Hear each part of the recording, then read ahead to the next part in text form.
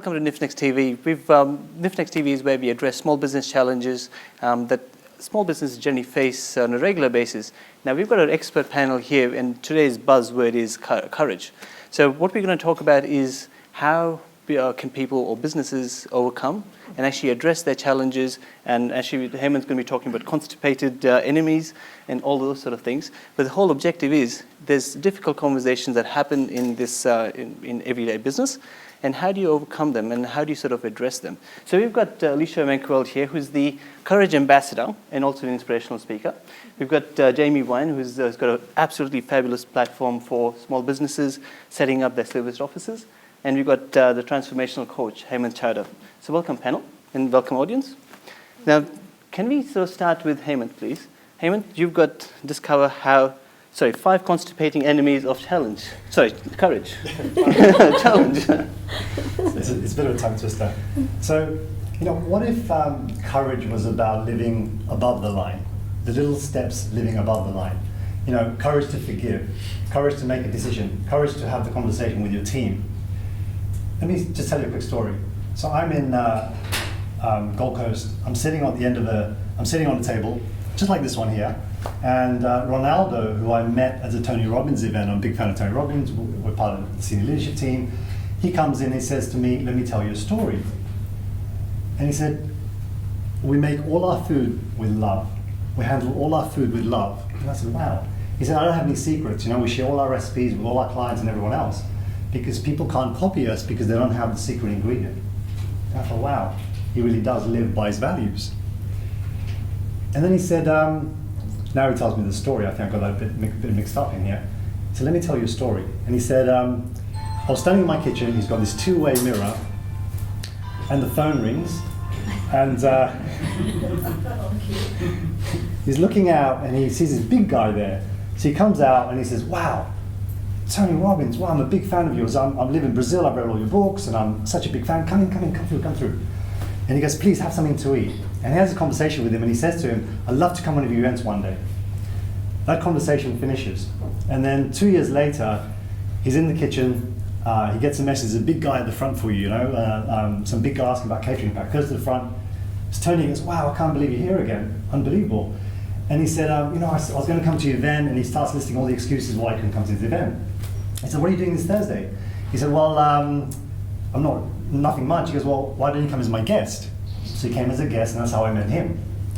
So I said to him, "It's interesting how you saw Tony stand outside your store looking at the sign. Maybe it was the love that you put in the food and the customer service and everything else that attracted him into your store."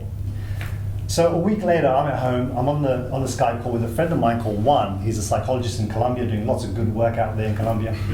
And I tell him this story. I said I was in the Day with Destiny event, Tony Robbins, and we had a great time. And he said, "Hey, check this out." And he showed me a photo of him with Tony Robbins on stage. And I said, "Wow, how did you go on stage with Tony?" And he said, "Well, I was in New York a couple of years ago. It was the break time. Everyone was walking out this way, and I thought I'll go that way." So he goes, "I ran to the stage, and I said, 'Tony!' And he goes, other people had the same idea. So he said, 'Tony!' And then he thought, I got the courage to shout it out. I said, 'Tony!' And all of a sudden he goes, he looked at me, and he said, 'Tony, in your book, you say, ask and you shall receive.' He goes, 'I got 2 things to ask. One, I'd like to come on stage right now. 2, I'd like a photo with you, please.' So Tony looks at him and he says, 'Okay, then come on up.' So he goes on stage, and he has his photo taken and all that stuff. Then he asks him a question. He said, 'I come from Colombia. We have a lot of challenges. Sometimes I feel like, what do I do next?' He goes, 'There's one piece of advice you can give me before I go from here. What would that be?' And Tony looks at him in the eye and he said, 'Wow, I haven't seen that look for a long time. Since the first day I met Joseph.' Joseph is one of his senior trainers. And he said, 'The secret to success is to take massive, determined action.' And then Juan said to me, 'Take a look at this.' He turned his iPad around onto the wall. He's got a picture of Tony Robbins there with a quote underneath that says, 'The secret to success is to take massive, determined action.' And then Juan said to me, 'That's been on my wall before I went to the event.' He told me exactly the same thing. And I said to him, 'Wow, what are the chances of that happening?' I told him the story about Ronaldo, And I said, one, I know you come from an energy of love. You know, you go up there and you just want to help people and so on. And maybe that's what got you on the stage, because I know Tony, if it's significance, a photo, he won't let you on. He'd read you like a book. So something inspired him to connect with him. And one said to me, well, what if to every action the ingredient must be love? I thought, wow, that's interesting. So I had this conversation, I went out and I told my wife the same story. I said, you know, I was on the phone with one, and I said, the secret to success is take massive, determined action. And she said, wow, I needed to hear that. And I went to my chiropractor the same day and I told him the story because I was just excited, I was just inspired by it. And 3 minutes through our, cracking and all that stuff, he stopped and he said, you just gave me an idea. Because he looked a bit stressed out, that's why I told him the story. And he said, I said, what's that? You're going to go on holiday? He said, no. He said, my landlord's been pushing me on the rent. And you know what? I just realized I've got to take massive, determined action. I said, oh, cool. And I've shared that story many times, and I'm sharing this with you now. Take massive, determined action. So courage is those little steps every single day that you take. The decision to decide that you want to go into business. The decision to decide to have that conversation at work, with your team, with your partner. The decision to forgive and let go. Oftentimes we think courage, we see all the movies and everything else, it's about having a fight and stepping up, being masculine, all that stuff. Gandhi said, the weak cannot forgive. Forgiveness is an attitude of the strong. And that's what courage is about. It's about living the values at work, speaking your values through action. So what are the 5 constipating enemies to courage? Number 1, limiting beliefs. The limiting beliefs you have about yourself and the limiting beliefs you have about others, your team, it could be people you know at home, and so on. Number 2, fear. Making up stories in your head of things that haven't happened. And that holds you back from having the courage to make a decision. Number 3, negative environments. Sometimes we go on a training course, we go back to an environment that doesn't support us. This is one of the biggest factors. Mark Twain said, show me your friends, I'll show you your life. And I believe he meant the people you hang around with, the books you read, the television you watch, what you say to yourself every morning when you wake up. Number 4, distractions. More and more distractions. Technology, emails, Facebook, ding, dong, dong, you know what I'm talking about. My daughter's telling me, I said, what's that ding? She goes, I got to feed the cat. I said, there isn't a real cat there. She goes, no, I got to feed the cat. And they make them to get our attention. And then those distractions lead to the 5th constipating enemy, which is procrastination. And we procrastinate. And life is short, we've heard that before. So I suppose the one question I have for you is massive, determined action. What is that going to be for you? Even if it's just that tiny little step. Well done. That was awesome. Thank you again. So obviously that brings us to the next topic, or actually the next question. How do you address these difficult conversations, Alicia? Well, as long as they're not constipated. It's amazing, actually. Hemant's last article in the Nifnex review was also about the team being constipated.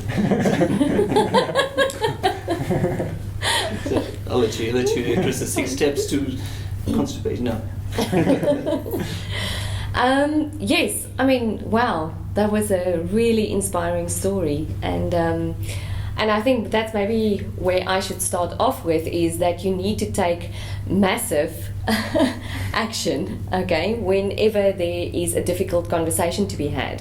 And as you sort of mentioned before, obviously difficult conversations is not only happening at work, it's obviously also happening in your relationships on a daily basis, with your kids, with your husband, with your partner, And so the question here is, how do we address these hairy issues?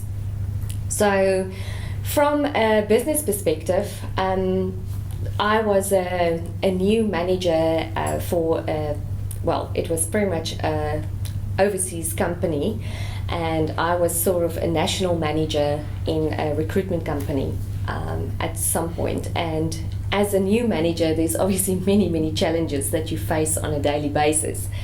And I can still remember how difficult it was for me to actually have what I consider to be difficult conversations with part of my team.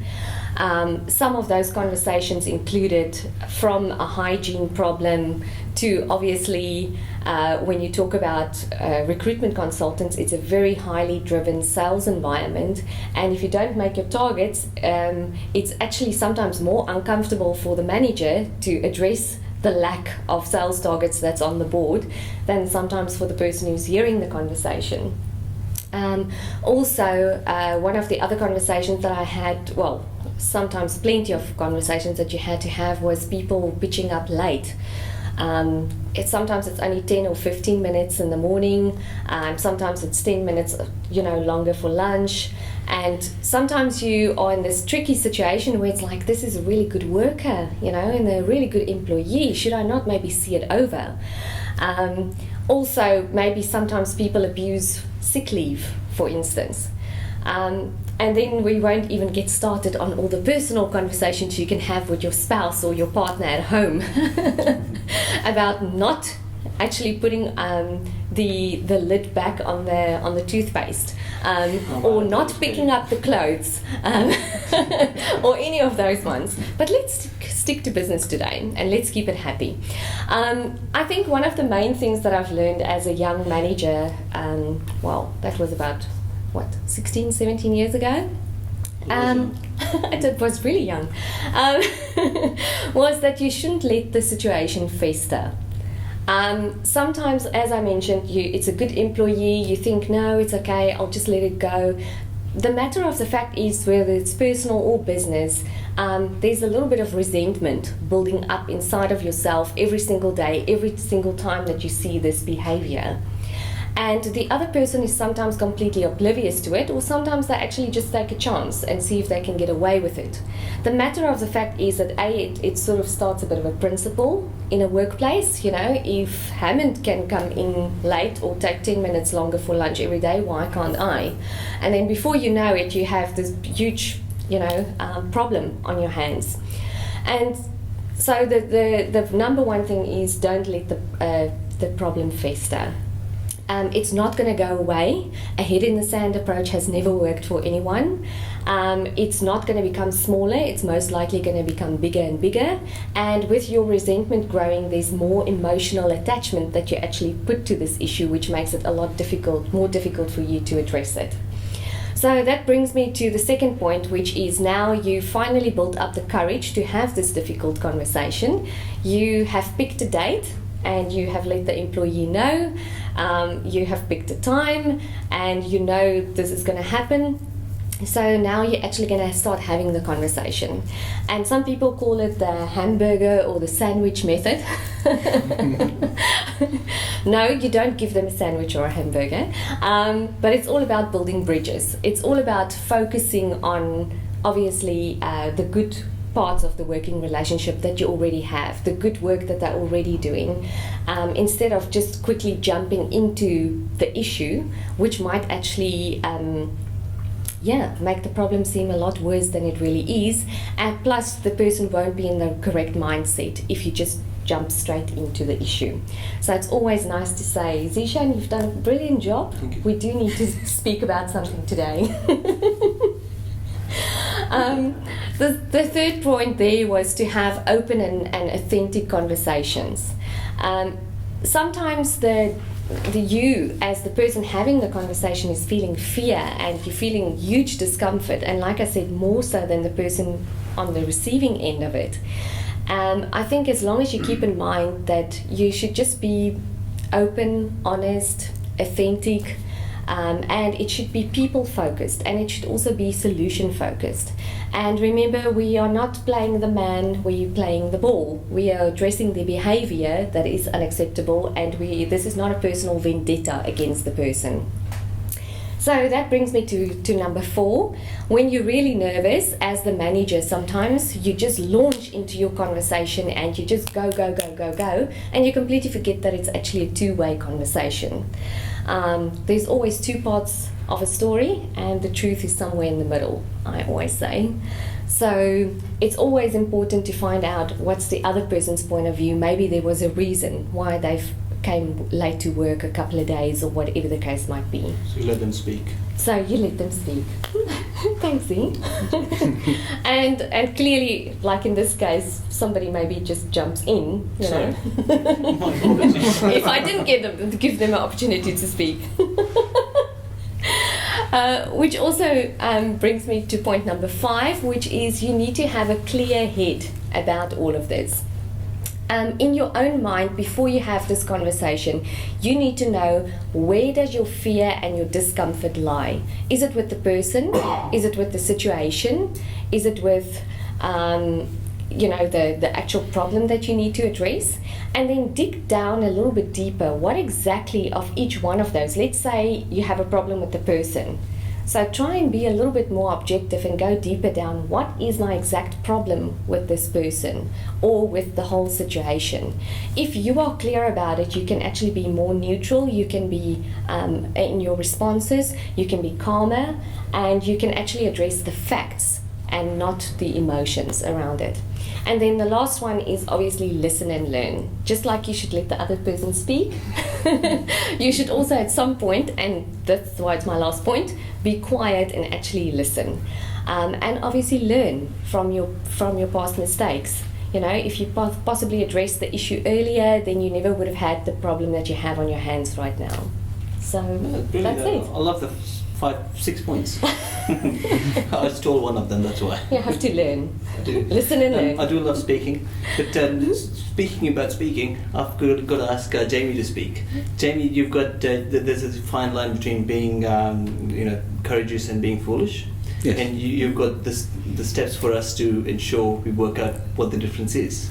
Yeah, in a commercial environment. Absolutely. I can't advise you how to be courageous or foolish in a different environment, but I think the steps that I've got really are that the first one is to question your own motives. This is particularly to do with starting a business. I think, starting a business is a very courageous step. You would ordinarily be leaving some kind of employment behind, some kind of stability.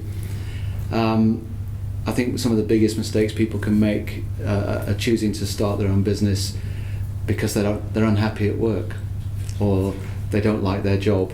Quite often that can come down to a manager who's not following the 6 steps, who's making that job unenjoyable and not necessarily the role itself. I think it's making that step, you have to make sure you do it for the right reasons. Not trying to put people off doing it, but certainly make sure that the reasons for launching a business are genuine. Make sure that you understand your market, understand your product, understand where you fit within that market, understand how you can establish yourself in that market as a new player, and just really ask yourself a lot of quite serious questions throughout the process of planning that move. It's certainly not something that I would advise rushing. And I guess the courage that comes through my 3 points is all about asking yourself these questions and being brave enough to answer them honestly as well, because I think when you start a business or when you plan a business, there's a lot of blue sky thinking, but you have to get there, and it takes action, and it takes a lot of difficult decisions and difficult internal conversations as well to be really honest with yourself. That leads me into number 2, which was just to make sure you are the expert you think you are. Question yourself, put yourself against your competitors, meet your competitors, understand their style, what they're talking about, how they sell their product, what are the reasons why people buy that kind of product or service, and just make sure that when you, assuming you do take the courageous step of starting a business, that you'll be doing it with confidence, and when you're in front of people, you'll have that confidence in what it is you're offering. And then another one, which is more for the people that have started a business. I've called it Know Your Limits, but I think as a small business operator, it's very easy to try and do everything yourself. And it actually takes an element of bravery to take the risk on of outsourcing parts of your business. And that might be brave because you're nervous about letting go of something, or it might be brave because it involves taking on costs that you may have not considered. But I think you need to be ruthlessly honest with yourself about what you're good at. And if you started a business because you're good at a certain part of that business, don't try and run the whole business yourself. Certainly not indefinitely. Everybody has a startup phase, everybody needs to keep costs low. But if you're really good at something, value your time and make the brave decision to say, if I give that element of my business to somebody else, I can spend those hours doing what I do, which is whatever that is. But hopefully that's the bit that makes money. Otherwise you probably shouldn't have started the business. But yeah, that's the final point from me in terms of just deciding when to outsource parts of the business. I think we've covered the topic on courage, the constipation, everything else really well. I had to bring that up. But can you ask the audience if you had any questions as well? So, Diane. Just a question for Alicia. Do you find at all these days, which one would hope it's long done and dusted, when particularly a female has to boss a male in terms of, have you any comments on how that sort of rolls out in business for a business owner? When females address males with the issue. For me personally, pretty much for me personally, I think it's more about addressing the issue and not really a gender issue as such. Obviously, you can get women that has really strong personalities too, and that also don't really want to be managed, and so that's true for male and for female. At that point in time, I would just say that I need to be, when I'm addressing issues like that, or when I'm addressing someone with a really strong personality that I know is bound to maybe try and make it a conflict situation, I will be very clear about my facts. I will most likely have some sort of paper trail to back myself up. So I will actually do maybe a little bit of research before I have the conversation and get all my ducks in a row. I will keep it logical, I will keep it factual, and just from my personal perspective, I can get very emotional or passionate or whatever you want to call it about an issue that's really close to my heart. And so I will try and keep myself calm, as calm as possible, and like I said, address the person's behavior and that the person doesn't feel it's a personal vendetta. Is there anything you guys would like to add? I'd agree with that. I think it's managing your reaction. Yes. Because they can be quite provocative in that kind of situation, and remaining calm and logical. And not judgmental. Yes. Yeah. Yeah, once you have a judgment on something, you've contaminated the environment. Mm-hmm. So you're not open to actually, everything's being filtered through that contamination. So yeah, absolutely. Yeah. Does that sort of answer the question? I'm glad you didn't ask me my opinion, because I was going to say the sandwich solution, one sandwich would have been a good thing. But that's I'm sorry. It's okay. This was already a three-way conversation. I understand.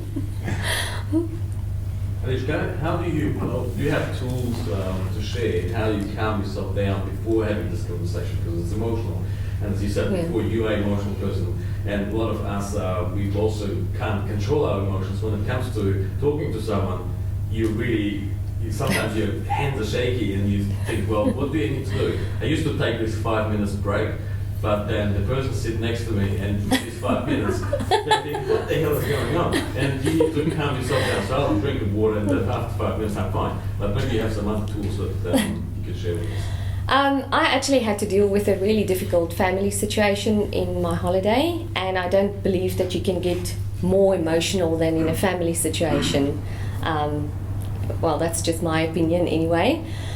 For me, I pretty much replayed how I want the conversation to be in my head a couple of times. So I would do that before your employee sits with you. So I have a very clear intention of what I want the outcome to be from this situation. I replay it in my head and I sort of come up with probable scenarios and probable things that the other person could say, even if they are maybe a little bit nasty, so that I can prepare myself mentally. I take deep breaths a lot. So I would definitely, before the meeting starts, before I call the person in, I would take a couple of really deep breaths, maybe stand sort of feet like shoulder width apart, and just become really grounded, and just really, I know it might sound airy-fairy, a little bit Nick to you, but I would really just try and get that feeling inside of me of this is what the outcome was like, yes, I got the outcome that I wanted. Yes, it was a win-win for both parties. I know that I didn't get so emotional, and obviously, yes, as the conversation then progresses, for me it's pretty much taking a breath, also pausing a little bit more, because then I can gather my thoughts before I sometimes say something that I can't take back. I don't know if that helps you, but that's what I do. Anything else that you guys do? Well, there's a really simple technique in NLP called anchoring, and you can anchor emotions. I use my fist as an anchor, for example. So you would ask questions like, just say when you're running, when you're using your body. So if you're running any kind of exercise, you can ask yourself questions. Can I remember a time when I felt really courageous? Courageous is the topic. Go back to that time now, and what did I see? What did I hear? How did it feel? So you're getting the visual, auditory, and kinesthetic. And when you're imagining that, and when you're there, that's when you clench your fist, for example, right? And you anchor that emotion in. Then you can ask, can I remember another time? Or you can try another, you can stack the anchors by asking yourself a question like, can I remember a time when I just laughed? Someone told me a joke, it was just so funny, I was just laughing myself, and you're running and you're probably laughing yourself, whatever, people think you're crazy, but that's okay. And you say, well, what did someone say? How did I feel? And what did I see? That's generally what you're looking at, the visual, auditory, kinesthetic. Once you get there, you anchor that in. Every time you do that, what happens is, so I'll give you a simple example. Who's ever been in a situation where you walk, you could be in a deep conversation, you hear the music and you think, oh, I remember that, I was in Greece at that time. That's an auditory anchor. Or there could be a time when, like the cooking, you walk in somewhere and goes, oh, it smells like my mother's cooking, So there's always, we're getting anchored unconsciously all the time. This is a conscious way of anchoring. So for myself, before I go into a meeting, or even before I sat down, if any of you notice, I fired my anchor. So what I'm doing is I'm making sure I've got everything stacked on there. So I know I'm going to be in a great state. So that's one of the quickest ways to get yourself in a great state. And all the things you just mentioned is absolutely important. Once you're in that state is the most important thing, because that's going to give you your story, and that's going to give you a strategy. An angry state is going to give you an angry story, angry strategy. A more centered state is going to give you a centered story, a centered strategy. And then if you go through the process in that state, you're going to have a different outcome. Because what Alicia's talking about is, you've already ran through in your head what the outcome is. It was great, I was calm, I was patient. You already anchored those emotions in anyway. And then you've already played the DVD in your mind, and you know what the outcome is. So combining those two can be really powerful. Yeah, absolutely. Maybe install the TV in your office. Definitely. Yes. Did you want to say something? No, I'm good. I'll let the experts speak. Thank you. But, any more questions at all? You're good? But I think the panel definitely needs a round of applause. And thank you. Done. All good. Thank you. Thank you. So in the next case study we're going to address at 2:30, which is now, which is about social media, newsletters, and digital media. Do hang around for another 2 minutes.